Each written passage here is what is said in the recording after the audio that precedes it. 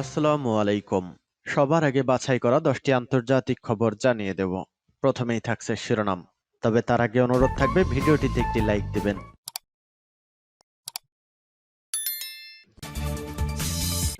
জানিয়ে দিব এই মুহূর্তে পাওয়া ইসরায়েল ও ফিলিস্তিনের যুদ্ধের সর্বশেষ সংবাদ। 5 মিনিটেই ইসরায়েল সরকারকে ধসিয়ে দেবে হামাস। এরপর জানিয়ে দেব হামাসের হামলায় 2500 ইসরায়েলি হতাহত।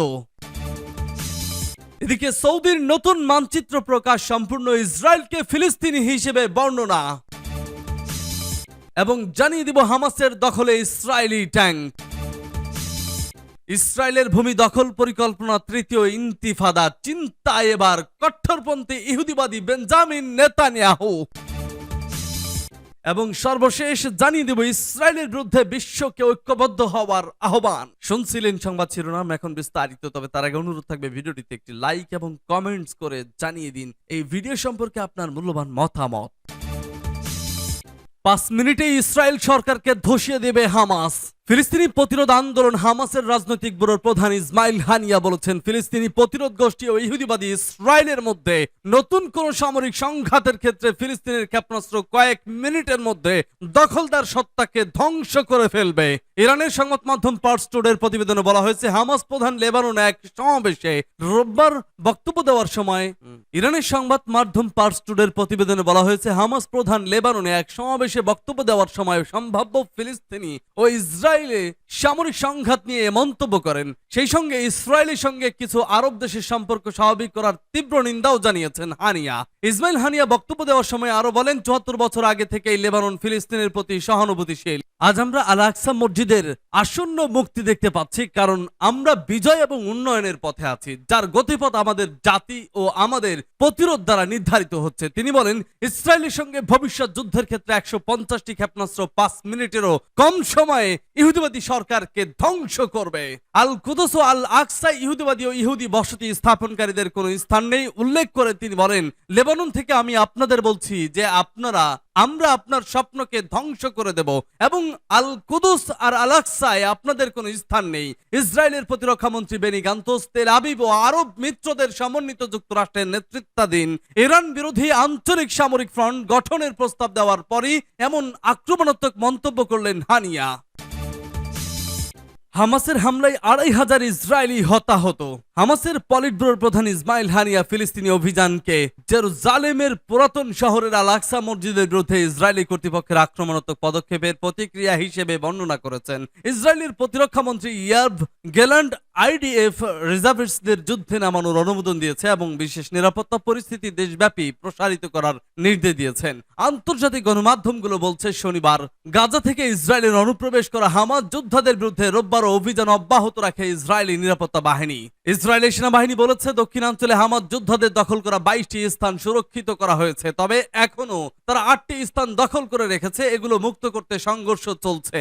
বিবিসি বলেছে, রোববার সকালে গাজার কাছাকাছি ইসরায়েলি বসতিতে গোলাগুলি হয়েছে। এশকেলন শহরের কাছে ইসরায়েলি সেনারা একটি চুরি করা গাড়িতে থাকা বেশ কয়েকজন ফিলিস্তিনি বন্দুকধারীকে ধাওয়া করে পরে একটি প্রধান সড়কের নাটকীয় বন্দুক যুদ্ধে তাদের হত্যা করেছে। এদিকে গাজা সীমান্তের কাছাকাছি এলাকায় বসবাসরত ইসরায়েলি বাসিন্দাদের সরিয়ে নেওয়া হচ্ছে। সৌদির নতুন মানচিত্র প্রকাশ, সম্পূর্ণ ইসরায়েলকে ফিলিস্তিন হিসেবে বর্ণনা।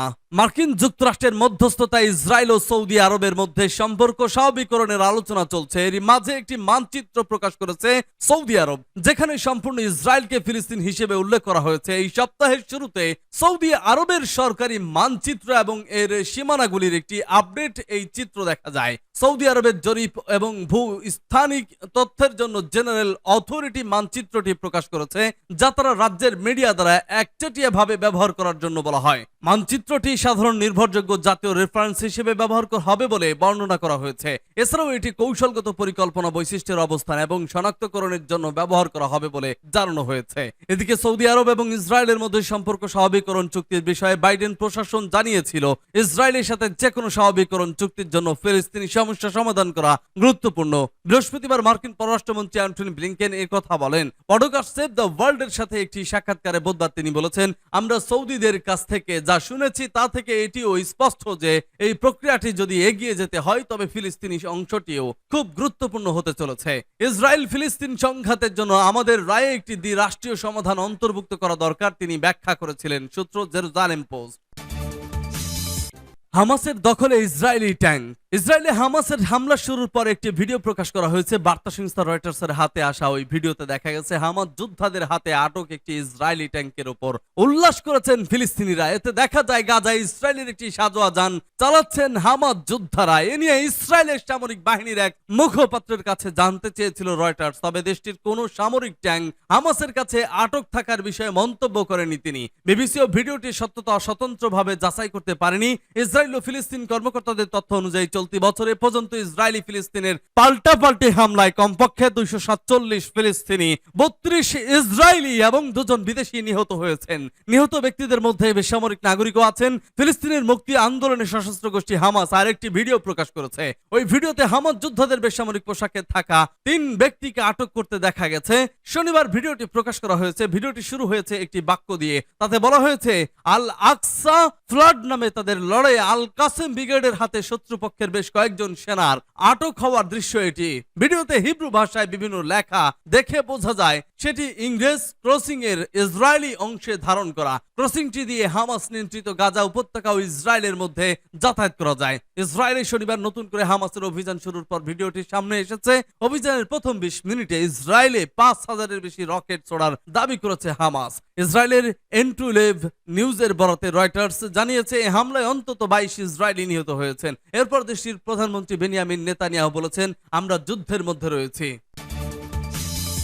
ইসরায়েলে ভূমির দখল পরিকল্পনা তৃতীয় ইন্তিফাদা। ইহুদিবাদী রাষ্ট্র ইসরায়েলের ভূমি দখল পরিকল্পনার বিরুদ্ধে ঐক্যবদ্ধভাবে কাজ করার প্রতিশ্রুতি ব্যক্ত করেছে ফিলিস্তিনের প্রতিরোধ আন্দোলন হামাস এবং প্রেসিডেন্ট মাহমুদ আব্বাসের নেতৃত্বাধীন আল ফাতা আন্দোলন। ইসরায়েলের এই জঘন্য পরিকল্পনা রুখে দিতে জাতীয় ঐক্য ধরে রাখার জন্য সব ধরনের প্রয়োজনীয় ব্যবস্থা নেবেন তারা। গত 2 জুলাই ফিলিস্তিনের রাজধানী রামাল্লাহ শহরে অনুষ্ঠিত এক ভিডিও কনফারেন্সের মাধ্যমে দুদল এই প্রতিশ্রুতি ব্যক্ত করেছে।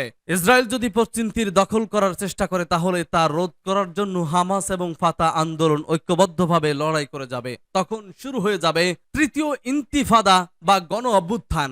ইসরায়েলের বিরুদ্ধে সম্ভাব্য তৃতীয় ইন্তিফাদায় আরব ও মুসলিম দেশগুলোকে অর্থ যোগান দিতে হবে। 1987 থেকে 1993 সাল পর্যন্ত প্রথম ইন্তিফাদা চলেছিল। দ্বিতীয় ইন্তিফাদা শুরু হয় 2000 সালে এবং 2005 সাল পর্যন্ত স্থায়ী ছিল।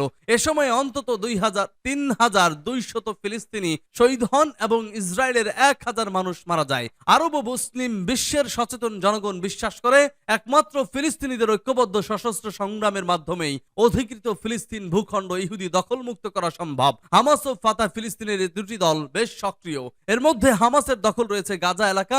2004 সালে ফিলিস্তিনি নেতা ইয়াসির, 2006 সালে ফিলিস্তিনি পার্লামেন্ট সংসদীয় নির্বাচনে অধিকাংশ আসনে জয়ী হয় হামাস এবং এরপর তারা গাজা ভূখণ্ড দখল করে নেয়। এর প্রতিক্রিয়ায় যুক্তরাষ্ট্র, ইউরোপীয় ইউনিয়ন, কানাডা, জাপান ও আরব রাষ্ট্রসমূহ ফিলিস্তিনি সাহায্য বন্ধ করে দেয় এবং হামাসকে সন্ত্রাসবাদী হিসেবে আখ্যায়িত করে। উল্লেখ্য, ফিলিস্তিনি নেতা ইয়াসির আরাফাতের নেতৃত্বে 1959 সালে গঠিত দল আল ফাতা মাহমুদ আব্বাস, সালাহ খালাফ, খালিল আল ওয়াজির, আহমদ শাকির নায়েফ, হাওয়াতমে এবং আব্দুল মহসিন আবু মাইজার দলটির প্রথম প্রজন্মের কয়েকজন শীর্ষস্থানীয় নেতা। এদিকে ইসরায়েল কর্তৃক অবৈধ ইহুদি বসতি নির্মাণ এখন পুরোদমে এগিয়ে চলছে। 1967 সালে 6 দিনের যুদ্ধে ইসরায়েল মিশরের সিনাই উপত্যকা, ফিলিস্তিনের পূর্ব জেরুজালেম, পশ্চিম তীর আর গাজা দখল করে নেয়। জাতিসংঘ বিভিন্ন প্রস্তাবে সেসব জমি ফেরত দিতে এবং দখলকৃত জমিতে ইহুদি বসতি স্থাপন অবৈধ ঘোষণা করে কয়েকটি প্রস্তাব পাশ করেছিল, কিন্তু ইহুদিরা এর কোনো প্রস্তাবই গ্রাহ্য করেনি। বরং ইসরায়েল আরো বেশি আরব জমি দখল করে ইহুদি বসতি স্থাপন অব্যাহত রাখে। যে মুহূর্তে মাহমুদ আব্বাসের স্বাধীন ফিলিস্তিন রাষ্ট্রের স্বপ্নকে পূর্ণতা দেওয়ার দাবি জাতিসংঘে উপস্থাপন করেন, সে সময় পূর্ব জেরুজালেমে 1100 নতুন ইহুদি বসতি স্থাপন করা হলো। 5 লাখের বেশি ইসরায়েলি ইহুদি এখন দখলকৃত ফিলিস্তিনি ভূমির আদিবাসী। ক্রমেই ইহুদিরা যেভাবে ফিলিস্তিনি ভূমি দখল করে নিচ্ছে তাতে ফিলিস্তিন রাষ্ট্র গঠনের জন্য যথেষ্ট জমি অবশিষ্ট থাকবে কিনা সন্দেহ। পূর্ব জেরুজালেম ও পশ্চিম তীরে ইসরায়েলি বসতি স্থাপন চলতে থাকবে। একই সময়ের আলোচনার প্রস্তুতিও চলবে, এমনটি হতে পারে না। বর্তমানে পশ্চিম তীর, গাজা, লেবানন, সিরিয়া আর জর্দানের শরণার্থী শিবিরগুলোই 70 লাখ ফিলিস্তিনি মানবেতর জীবনযাপন করে চলেছেন। জাতিসংঘের নিরাপত্তা পরিষদে ইসরায়েল বরাবর 59টি প্রস্তাব রেখেছে, কিন্তু এর কোনোটি বাস্তবায়ন করেনি ইসরায়েল। সাধারণ পরিষদ 200টি প্রস্তাব দিয়েছে তাদের, কিন্তু এর একটাও প্রতিপালিত হয়নি। ইহুদি চক্রান্তের পেছনে আছে যুক্তরাষ্ট্র সহ তাদের অন্যান্য সাম্রাজ্যবাদী মিত্রশক্তি। মার্কিন যুক্তরাষ্ট্র নিরাপত্তা পরিষদে বারবার ভেটো ক্ষমতা প্রয়োগ করে ইসরায়েলকে উদত্ত বানিয়েছে এবং ফিলিস্তিনিদের রেখেছে দমিয়ে। ইঙ্গো মার্কিন রুশ অক্ষ শক্তির ষড়যন্ত্রের ফসল মধ্যপ্রাচ্যের বিস্ফোরা ইহুদি রাষ্ট্র ইসরায়েল। 1917 সালে ব্রিটিশ পররাষ্ট্রমন্ত্রী স্যার আর্থার জেমস বালফোর আরব বিশ্বের বুকে এক বিস্ফোরার জন্ম দিয়েছিলেন। 1948 সালের আগে পৃথিবীতে ইসরায়েল নামক কোন স্বতন্ত্র রাষ্ট্রের অস্তিত্ব ছিল না। রুশ বংশোদ্ভূত ইহুদি নেতা ডেভিড বেন গুরিয়ন 1948 সালের 14 নভেম্বর রাষ্ট্র হিসেবে ইসরায়েলের স্বাধীনতা ঘোষণা করেন। তৎকালীন সোভিয়েত ইউনিয়নের পররাষ্ট্রমন্ত্রী 15 নভেম্বরে স্বাধীনতাকে স্বীকৃতি ও অনুমোদন দেওয়ার জন্য জাতিসংঘের প্রতি আহ্বান জানালে আমেরিকা, সোভিয়েত ইউনিয়ন ও ব্রিটেন 33টি দেশ অপরাষ্ট্র ইসরায়েলকে স্বীকৃতি দেয়। নবগঠিত ইসরায়েলের কোনো আন্তর্জাতিক সীমানা সুনির্দিষ্ট জনগোষ্ঠী, বৈধ সরকার, পার্লামেন্ট বা সার্বভৌমত্ব ছিল না। এটা মূলত একটি কৃত্রিম ও পুতুল রাষ্ট্র। ইসরায়েলের বিরুদ্ধে বিশ্বকে ঐক্যবদ্ধ হওয়ার আহ্বান। গাজার হাসপাতালে হামলার ঘটনায় ইসরায়েলের বিরুদ্ধে বিশ্বকে ঐক্যবদ্ধ হওয়ার আহ্বান জানিয়েছে ইরান। দেশটির পররাষ্ট্রমন্ত্রী হুসাইন আমির আব্দুল্লাহিয়ান অভিযোগ করে বলেছেন, হাসপাতালে নিরপরাধ নারী ও শিশুদের বিরুদ্ধে গণহত্যা চালিয়েছে ইসরায়েলি বাহিনী, কিন্তু এই ঘটনায় ইসরায়েলি বাহিনী জড়িত নয় বলে দাবি করেছে ইসরায়েলি সামরিক বাহিনী। গাজার আল আহলি হাসপাতালে মঙ্গলবার রাতে ভয়াবহ হামলা চালায় ইসরায়েলি বাহিনী। ফিলিস্তিনের স্বাস্থ্য মন্ত্রণালয় জানিয়েছে এ ঘটনায় অন্তত 500 জন প্রাণ হারিয়েছেন। হামলার সময় হাসপাতালে কয়েকশো মানুষ আশ্রয় নিয়েছিলেন। কোনো সতর্কবার্তা ছাড়াই হামলা চালানো হয়। এ ঘটনায় ক্ষুব্ধ প্রতিক্রিয়া জানিয়েছে ইরান। দেশটির পররাষ্ট্রমন্ত্রী সামাজিক মাধ্যমে লিখেছেন, গাজার হাসপাতালে হামলা চালিয়ে কমপক্ষে 1000 নিরীহ মানুষকে হত্যা করেছে ইহুদিবাদী শাসক গোষ্ঠী, যা আইএস এর কর্মকাণ্ডের চেয়েও ঘৃণ্য অপরাধ। সময় এসেছে তাদের বিরুদ্ধে বিশ্বকে এক হওয়ার। Time is over.